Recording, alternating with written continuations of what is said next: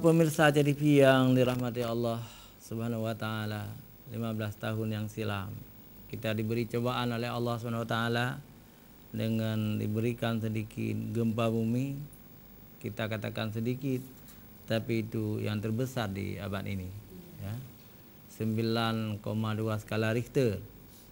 Dan kemudian disusul tsunami yang sangat dahsyat juga, yang yang menjatuhkan korban sampai 300.000 orang, lebih kurang, ya. Mungkin di antara jamaah di sini ada yang kena tsunami, tertimpa tsunami. Mungkin yang paling merasakannya adalah, kita tanya aja, ya, siapa ibu yang merasakannya? Ibu Ipon, ya? Atau Ibu Betty dulu, siapa? Ibu Ipon aja dulu, ya.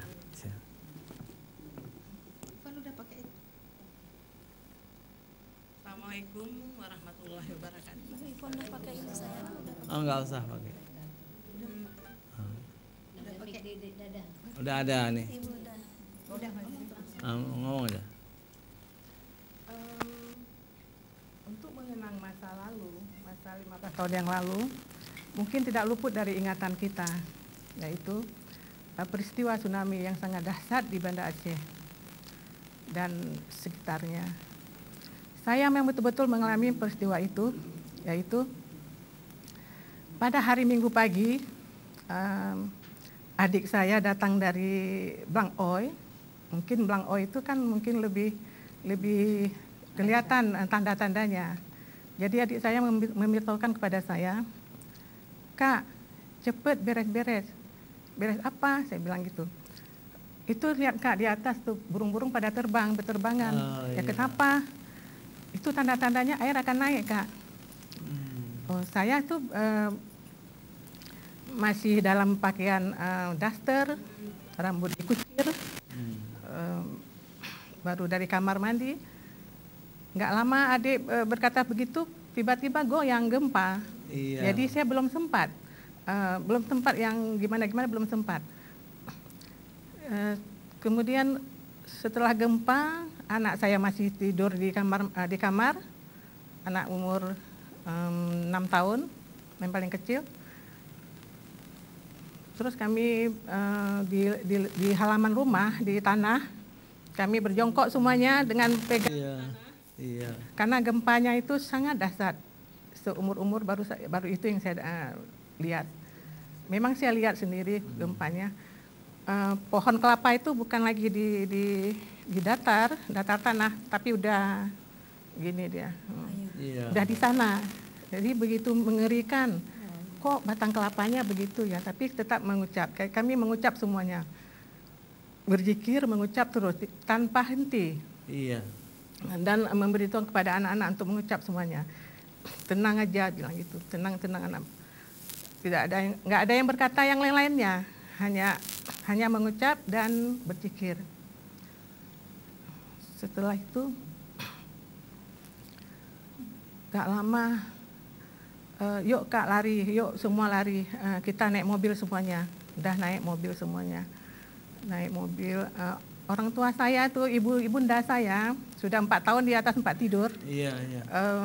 Dengan keadaan tidak bisa jalan karena kakinya patah. Kami sudah naik mobil semua. Terus teringat ibunda masih tinggal di kamar. Allah. Aduh, turun anak saya, anak yang laki-laki saya tuh, angkat ibunda masukkan ke dalam mobil.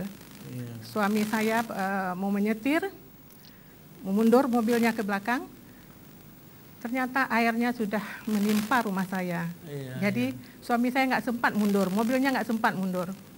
Orang sudah ramai di jalanan, sudah padat jalannya. Kalau seandainya mobil itu mundur juga nggak bisa jalan. Iya. Alhamdulillah kami tidak mundur, tidak berjalan itu mobil, tetap di garasi. Ada 2 mobil, hardtop dan sedan. Oh, ibunda saya tidur di bangku sedan itu sendiri, yang lain kami di hardtop semuanya. ada ponakan saya, anak-anak kecil saya, ponakan yang kecil-kecil. Kemudian sudah airnya menimpa ke atas. Saya di dalam rumah belum naik mobil, terus saya digulung dalam rumah itu diputar di blender. Memang di blender. Saya rasakan blendernya itu diputar-putar terus. Saya terminum air 3 rasa, asin, lumpur, dan minyak. Saya rasakan itu sambil saya mengucap terus tanpa henti saya mengucap, diputar terus. Terus teringat saya kalau seandainya saya di sini meninggal begini, saya tidak mau. Dalam hati saya tidak mau meninggal seperti ini. Saya diputar-putar terus, mengucap terus, subhanallah, alhamdulillah, wala ilaha illallah, Allahu akbar. Begitu terus tanpa henti. Akhirnya saya dihempas keluar dari rumah saya. Baru nampak langit. Alhamdulillah nampak langit. Saya bisa bernapas. Dalam rumah saya nggak bisa bernapas. Kemudian setelah saya tempat keluar, masuk ke dalam puing-puing. Puing-puing itu sangat hitam di paling bawah. Puing-puingnya menggunung saya nggak bisa mungkin setinggi gunung ya puing-puingnya. Saya ada digulung di situ sambil mengucap. Saya juga berpikir, ya Allah, jangan sampai saya meninggal seperti ini. Kemudian saya keluar lagi dari puing-puing. Baru nampak langit, saya bisa bernapas lagi. Terus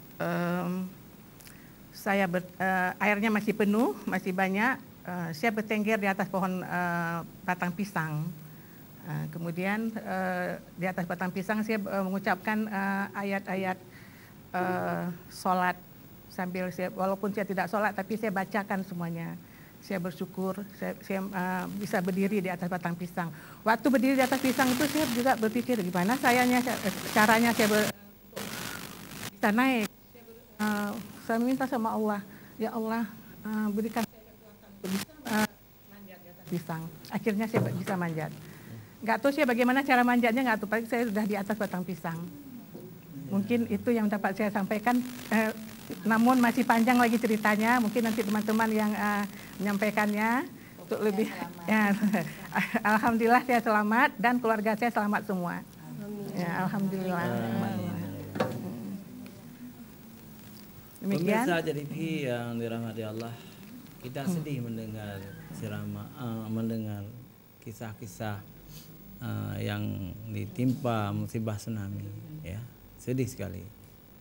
Karena ada di antara kita yang tidak kena, walaupun kita berada di ketinggian misalnya, seperti saya sempat naik ke rumah orang, tapi di Lamprik itu kira-kira 4 meter airnya, ya. Saya tidak kena tsunami, tidak kena air, selamat di rumah tetangga. Begitu juga keluarga, semua selamat di rumah Bapak Toki Abu Bakar Aceh. Ya. Tapi mertua saya imam besar masjid Oman, ya.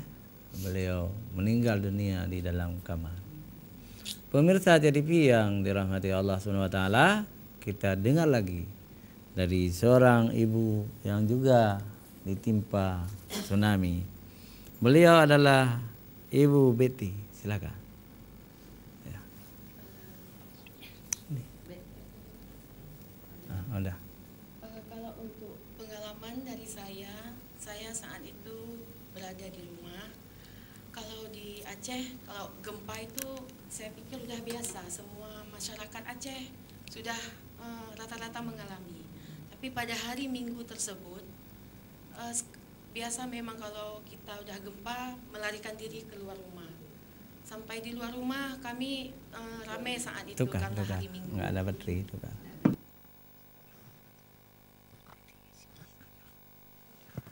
Jadi kami keluar rumah berlarian, di perkarangan halaman rumah kami saling berpegangan, terlampau kuat guncangannya sehingga merasa pusing.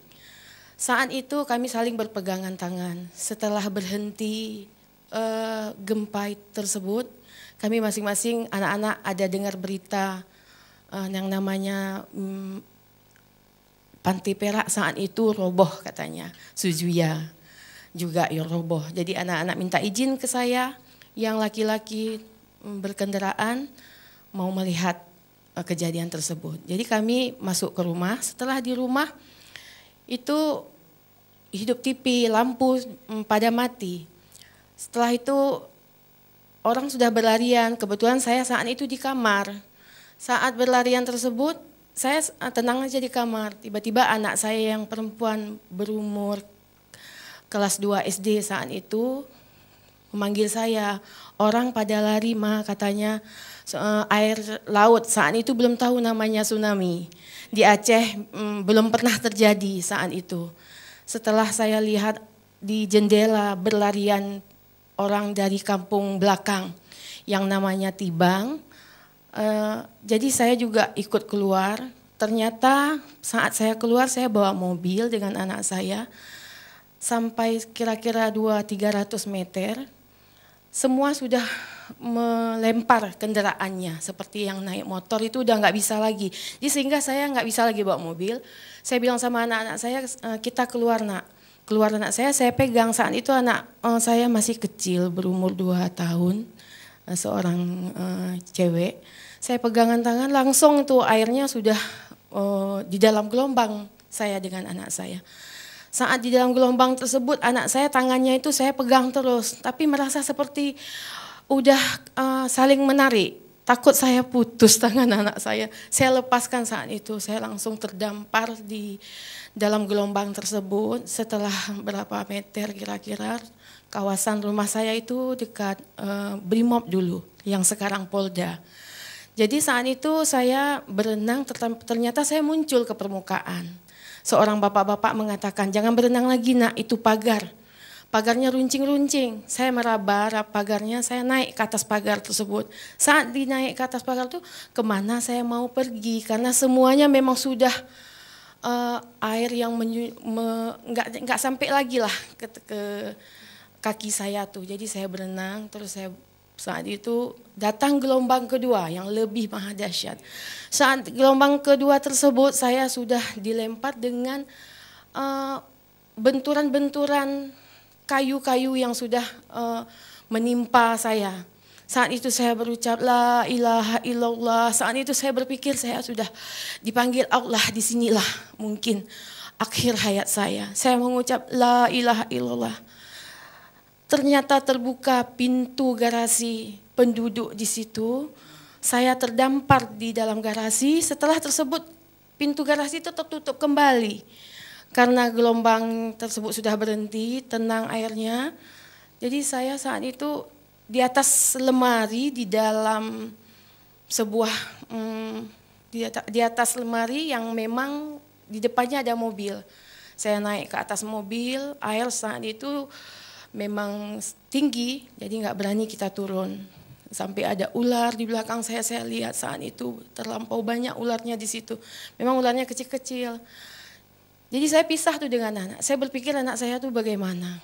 Terus ada seorang brimob di situ membuka plafon rumah itu sehingga kami naik sampai ke puncak 2 lantai rumah tersebut dengan bantuan para mahasiswa saat itu. Diambil tangga, naiklah kami ke puncak itu. Saat di puncak situ saya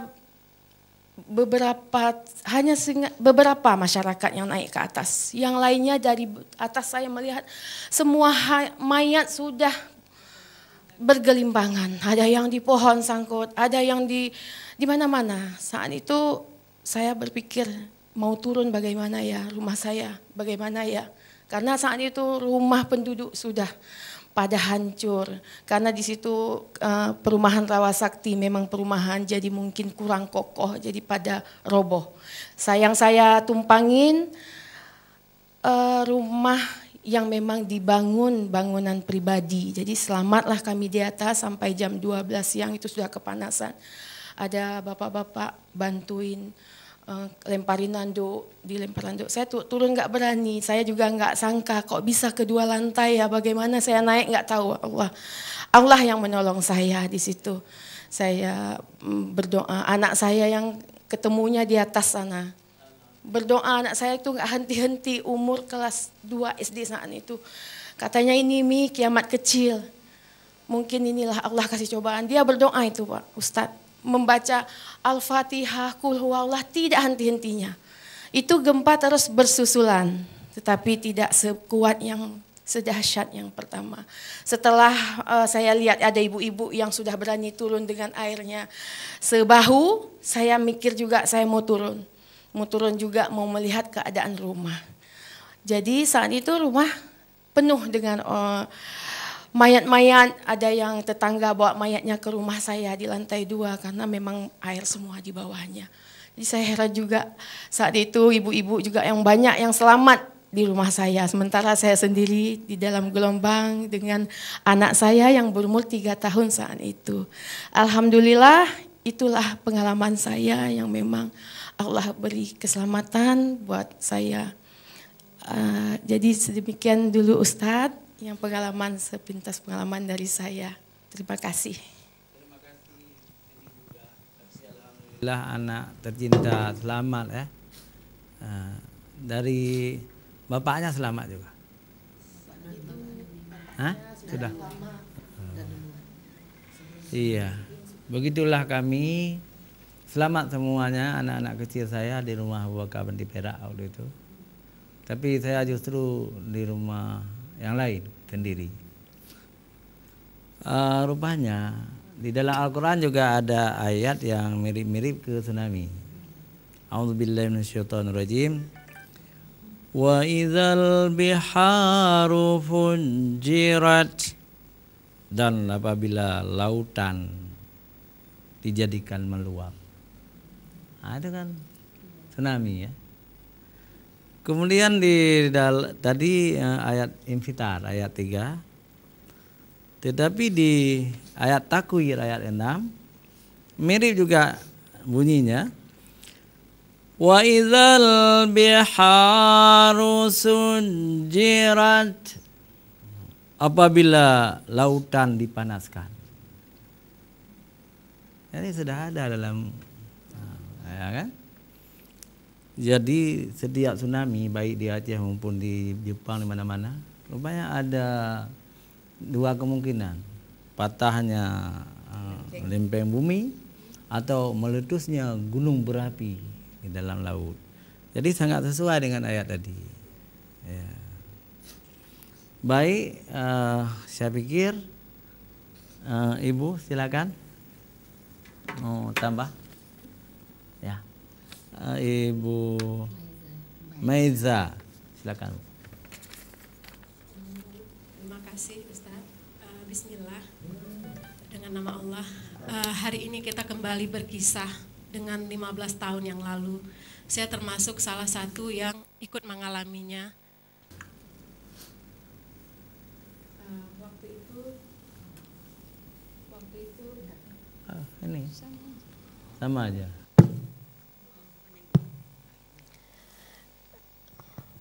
Baik, 15 tahun yang lalu saya kebetulan masih menjadi masyarakat Luxmawe, Ustadz. Saya orang Biren, menikah dan kami tinggal di Luxmawe di komplek PT Arun. Satu hari sebelum tsunami kami berkunjung ke Banda Aceh. Inti yang mau saya ceritakan bahwa 15 tahun yang lalu saya hidup di daerah konflik.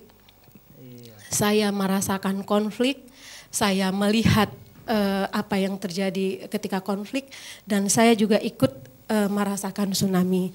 Dan ketika tsunami itu saya kehilangan beberapa keluarga. Saya juga sedang mengandung anak kedua saya yang akhirnya juga Allah ambil kembali. Untuk mengenang 15 tahun itu mungkin saya rasa tidak ada di antara kita yang indah, ya, kenangan itu tidak ada yang indah. Tapi saya ingat la haula wala quwata illa billah. Kemudian juga di stasiun TV waktu itu sering ditayangkan badai pasti berlalu. Kata-kata badai pasti berlalu itu terus saya hibur diri saya, ya ini nggak akan lama ya Allah, ini nggak akan lama. Saya termasuk salah satu yang waktu itu benar-benar terkena dampak ketakutan sampai fobia air, Ustadz. 1 bulan saya tidak berani mandi, 1 bulan saya tidak berani melihat bak air. saya mengalami trauma psikis dan macam lah. Mengingat tsunami, karena pada hari ini topik kita introspeksi di akhir tahun, Ustadz. Saya karena datang dari perwakilan Ibu-Ibu Forum Tokoh Perempuan Aceh, sebagai seorang perempuan Aceh khususnya, saya ingin memberikan gambaran bahwa betapa perempuan Aceh ini, sebelum tsunami, kita sudah merasakan berbagai kepedihan. Banyak perempuan-perempuan Aceh itu yang telah kehilangan orang-orang yang disayang, bahkan kehilangan harta diri, sesuatu yang suci dalam dirinya, buat perempuan khususnya. Itu dialami sekali ketika konflik. Kebetulan saya orang dari medis, Ustadz, dan orang tua saya juga medis. Saya ikut terlibat dalam menangani mayatnya, menangani korban-korban luka ketika itu. Ketika tsunami, saya melihat dengan mata kepala sendiri betapa banyaknya. Saya di Perada Utama waktu itu, Ustaz. Di Perada Utama, saya melihat di air-air itu ada terapung senjata-senjata. Karena saya datang dari daerah konflik, saya melihat, Masya Allah, ya Allah, betapa hari ini tidak berarti ini. Apa juga yang selama ini kita cari? Apa juga yang apa yang terjadi selama ini ketika seorang anak menjerit, mana ayahku, mana ibuku. Ketika seorang istri menjerit, kemana suamiku, kenapa tidak pulang. Ketika keluarga-keluarga mencari, kemana jenazah. Kami termasuk keluarga yang tidak tahu jenazah saudara kami itu ada di mana gitu. Kita bertemu begini, kemudian mereka hilang. Nah, iktibar dari itu saya merasa mungkin tsunami Allah menghadiahkan sebuah cinta kepada kita. Kita melewati konflik. Cara Allah itu pasti yang terbaik. Cara Allah itu pasti hadiah yang terbaik buat kita. Hanya saja kita diminta bersabar, kita diminta bersyukur, kita diminta tawakal. Karena sesungguhnya kita semua adalah milik Allah. Bicara tsunami, Ustadz, hari ini saya melihat perempuan Aceh yang dulu kuat, walaupun dia kehilangan segalanya, tapi perempuan Aceh itu umumnya kuat, Ustadz. Kuat, bisa mendidik anak sendiri, mampu mendidik anaknya. Dalam kesendiriannya, dalam keadaan konflik, dalam keadaan apapun, perempuan Aceh itu umumnya kuat dan lebih tawakal, Ustadz. Dan setelah tsunami, saya juga melihat kembali perempuan Aceh itu juga semakin kuat. Seiring berjalannya waktu, kita semua bisa merasakan, setelah tsunami ini kita semakin modern, Ustadz. Daerah kita semakin maju, semakin berjaya. Seiring modernnya sekarang ini Aceh khususnya, saya juga melihat perempuan-perempuan Aceh juga sudah jauh lebih modern. Nah, dalam modernisasi ini, saya mengkhawatirkan adanya tsunami dalam bentuk yang lain, Ustadz. Tsunami apa itu? Saya mengkhawatirkan tsunami krisis moral kepada generasi kita. Hari ini perempuan-perempuan Aceh sibuk, sosialita salah satunya, dunia maya salah satu yang mengambil kita, mencuri kita dari keluarga kita, Ustadz. Ibu-ibu hari ini yang tidak di luar rumah, banyak waktunya di rumah, namun maaf, kita lebih sering dengan dunia di luar sana, dengan handphone kita. Terkadang anak kita masih bisa dihitung jari lah waktunya. Sehingga anak kita pun dia mencari teman juga dengan dunia maya. Itu yang saya khawatirkan, tsunami dalam bentuk yang lain, Ustadz. Hari ini telah ada, kita lihat, sudah ada anak gadis Aceh yang ditemukan di hotel. Sudah ada, na'udzubillah, Ustadz, semoga ini tidak ada lagi. Baik. Jadi, Iya. ini saya ingin mengajak kepada tokoh perempuan, ibu-ibu, ayo marilah ibu-ibu kita kembali ke rumah, kita kembali ke anak-anak kita. Salah satu mungkin Ustadz yang ingin saya sampaikan, kenapa kita begini, mungkin banyaknya makanan haram yang dimakan oleh generasi kita. Nah, saya ingin mengajak ibu-ibu kembali untuk lebih meneliti, menyediakan yang terbaik kepada anaknya. Saya ingin menyarankan kepada MUI, Ustadz, agar memberikan pendidikan kepada masyarakat Aceh, perempuan Aceh, meningkatkan perempuan, meningkatkan pengetahuan dalam seperti menyucikan makanan. Iya, baik. Ibu. Ya, baik. Terima kasih Ustadz, mungkin telah kepanjangan, mohon maaf Ustadz. Ya. Walaupun panjang tapi sangat bagus ya, sangat bagus. Mudah-mudahan menjadi intibar bagi kita semua ya. Pemirsa TV yang dirahmati Allah ya. Kita dengar lagi Semang dari Simelu. Silakan Ibu, sebentar aja, 2 menit. Oh bukan, silakan. Oh jangan, sebentar Bu ya. Pemirsa jangan kemana-mana, kita kembali setelah jeda iklan berikut.